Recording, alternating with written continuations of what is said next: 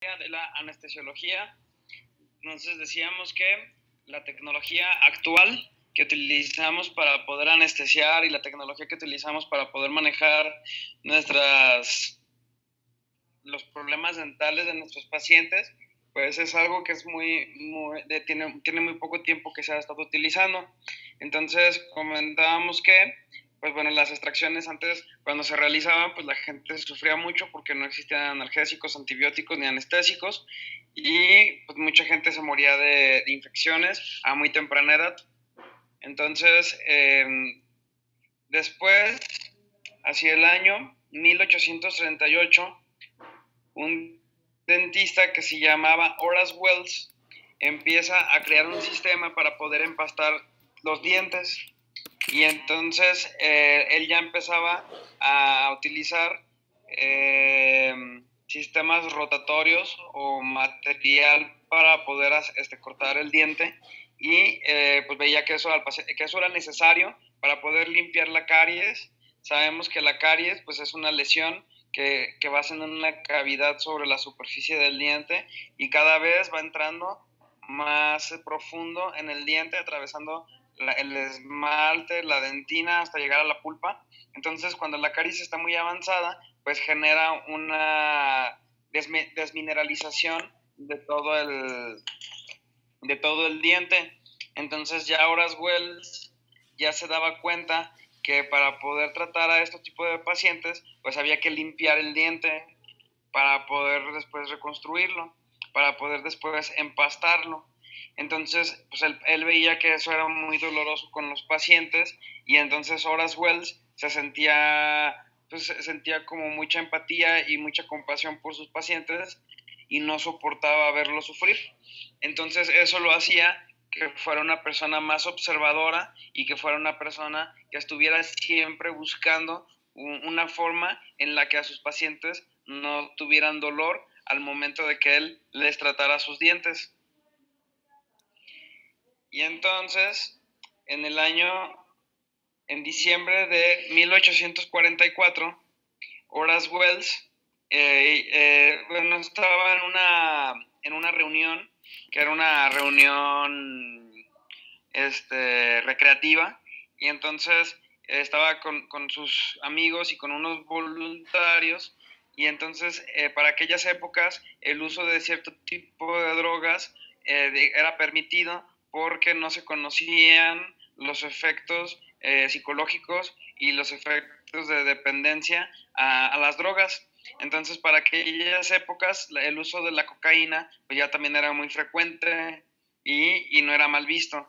También utilizaban un gas que era el gas hilarante o el gas de la risa. Entonces, este Horace Wells veía que sus invitados utilizaban este gas, y entonces las personas pues perdían algo de su estado de conciencia y empezaban a reír y empezaban a circular por todo el salón de fiesta, y entonces él vio que un amigo bajo los efectos del óxido nitroso estaba corriendo y estaba persiguiendo a una persona, y entonces cuando estaba corriendo no se fijó y se tropezó, y cuando se tropezó tuvo una herida muy, muy amplia en su pierna, y él no se dio cuenta que tenía esa herida, sino que simplemente se levantó después de haberse tropezado y siguió corriendo para poder continuar persiguiendo a la persona que estaba persiguiendo. Entonces a Horace Wells pues se le ocurrió la grande idea de utilizar este gas, el óxido nitroso, en sus pacientes para poder hacer extracciones dentales. Entonces él empieza a hacer estas investigaciones. Aquí anoten por favor la diapositiva.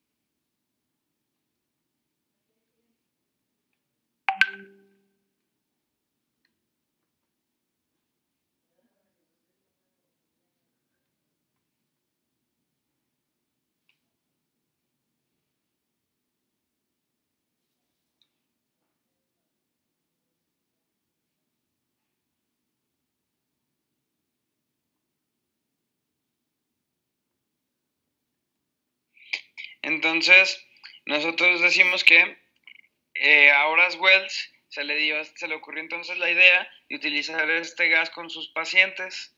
Entonces, él utilizó el óxido nitroso y le pidió a un amigo suyo, colega también odontólogo, que le hiciera la extracción de una muela mientras él estaba bajo los efectos del óxido nitroso. Y entonces los resultados pues fueron muy buenos porque él no sintió ningún dolor ni tampoco tuvo complicaciones al momento de que le hicieron la extracción. Y entonces Horace Wells empezó a hacer mucha investigación y empezó a tratar a diferentes pacientes para poder demostrar que el óxido nitroso era muy efectivo para manejo del dolor durante tratamientos dentales. Entonces hizo una reunión ya finalmente para poder demostrar el uso de esta tecnología nueva. No, si nosotros, pero al final de cuentas era de todas formas peligrosa, porque nosotros tenemos que considerar que para esas épocas todavía no existía la luz eléctrica. Entonces, como no existía la luz eléctrica, pues obviamente que no existían los monitores que tenemos hoy en quirófano, que sirven para detectar cómo está funcionando el corazón, que sirven para poder detectar si el paciente está saturando adecuadamente, si está respirando, que sirve para poder calcular la cantidad de latidos que tiene el paciente por minuto, que sirve para poder calcular la frecuencia respiratoria del paciente. Entonces, todo esto es muy importante el día de hoy para poder mantener estos signos vitales en nuestros pacientes. En esos entonces, cuando estaba Horace Wells haciendo este tipo de tratamientos, pues no podían mantener los signos vitales en atención o no los podían revisar constantemente y entonces muchos pacientes se podían morir en la anestesia porque se podía pasar de la mano la cantidad de anestésico y el paciente ahí se moría en el tratamiento de extracción dental. Entonces, bueno, todo esto era muy riesgoso, pero ya estaba avanzando. Para este punto, Horace Wells se estaba convirtiendo en el padre de la anestesia general. Entonces, ya con sus investigaciones y con todo, él decide hacer una reunión con todos sus colegas del área de la odontología y con sus colegas del área de la medicina. Entonces, para ese entonces, pues a los odontólogos, los médicos, los hacían mucho menos y siempre se burlaban de ellos. Entonces, Horace Wells hace esta reunión para poder demostrar los efectos del óxido nitroso para manejo del dolor durante una extracción dental. Y entonces, en esta reunión, las cosas no salieron bien. Ahí, por favor, anoten esta diapositiva.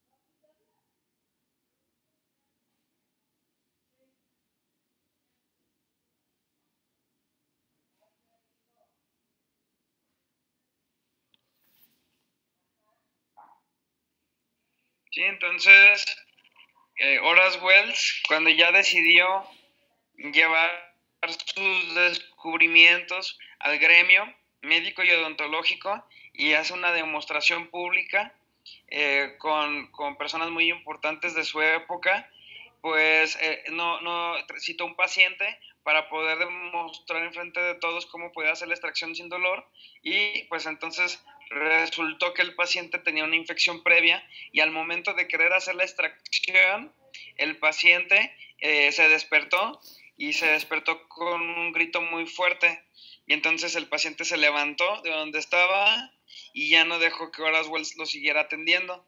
Entonces esto hizo que Horace Wells pues quedara humillado y quedara como un fracasado enfrente de todos sus colegas y entonces Horace Wells no pudo con esta depresión y como ya era adicto a muchas sustancias, pues entonces él llegó a hacerse cada vez más adicto y un día dejó la odontología y se suicidó en su casa, se drogó con cloroformo y después se cortó las venas y entonces se suicidó.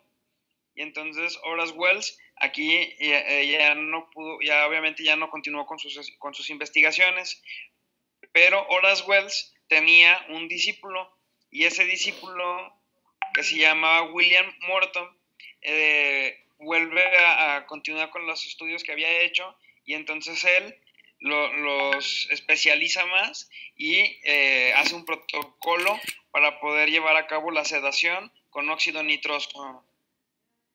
Y para el año 1846, William Morton había logrado tener el éxito que siempre había querido tener Horace Wells.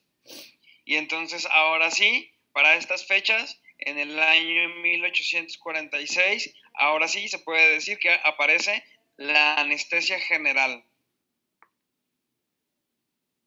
Y entonces podemos decir que los padres de la anestesia general son dentistas. Y esto siempre viene en los libros de los anestesiólogos, que sabemos que son médicos. Nosotros como cirujanos maxilofaciales, en nuestra etapa de formación, nos hacen rotar con los anestesiólogos para que nosotros aprendamos a intubar pacientes. Y en esa rotación, pues nosotros tomamos clases con los anestesiólogos y tomamos todas sus clases de introducción.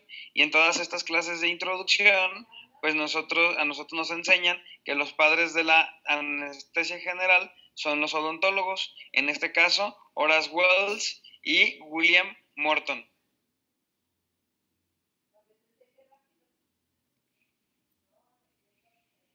Ahora anoten también esta diapositiva, por favor.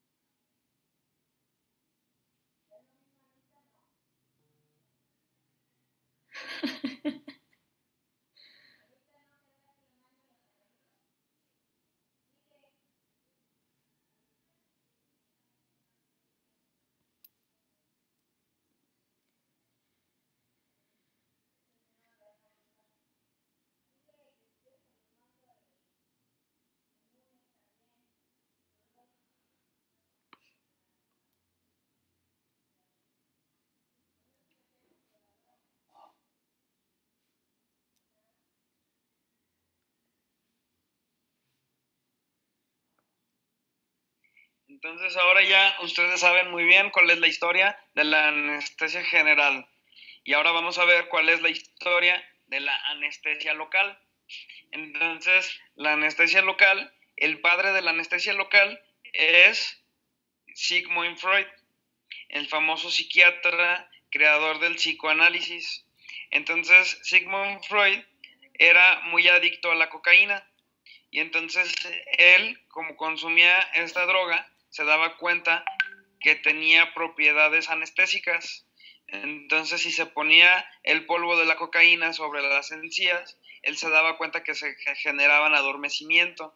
Entonces, sí, a Sigmund Freud se le ocurrió la idea de hacer una solución para con agua estéril y diluida con polvo de cocaína, y él veía que esta solución podía tener propiedades anestésicas.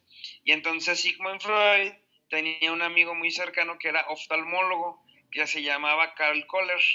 Y entonces a Sigmund Freud le comentó a Karl Koller que tal vez si utilizaba las gotas de la solución que él estaba haciendo con cocaína, aplicándola sobre la superficie del globo ocular, él podría tener resultados positivos de anestesia sobre el globo ocular, y él iba a poder realizar procedimientos quirúrgicos en el ojo para, bajo los efectos de esta solución nueva que acababa de inventar Sigmund Freud. Entonces, Karl Koller hizo caso a lo que él le comentó Sigmund Freud, y la verdad que tuvo muy buenos resultados, y Karl Koller empezaba a realizar más procedimientos quirúrgicos oftálmicos gracias a estas gotas que le había dado Sigmund Freud. Nada más, ya después, con el paso del tiempo, pues nosotros sabemos que Sigmund Freud también se hizo muy adicto a la cocaína, y además también desarrolló cáncer, un carcinoma epidermoide en la boca, en el paladar, que lo llevó a ponerse ya muy enfermo, y entonces le pidió a un amigo suyo que por favor le diera una sobredosis de drogas para ya poderse morir, porque en ese entonces pues no había tratamiento para ese tipo de cáncer. Entonces, al final de cuentas, pues Sigmund Freud también murió por una sobredosis de drogas, pero entonces podemos decir que el padre de la anestesia local es Sigmund Freud, un psicoanalista o psiquiatra.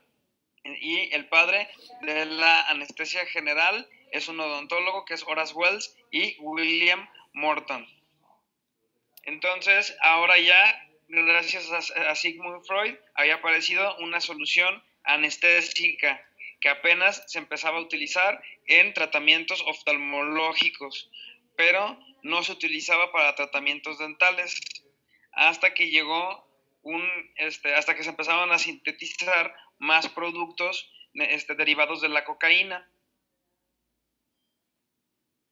Y tampoco se utilizaba este tipo de tratamientos porque no sabían cómo aplicarlo sobre el nervio para producir una anestesia bucal, hasta que llegó William Halsted.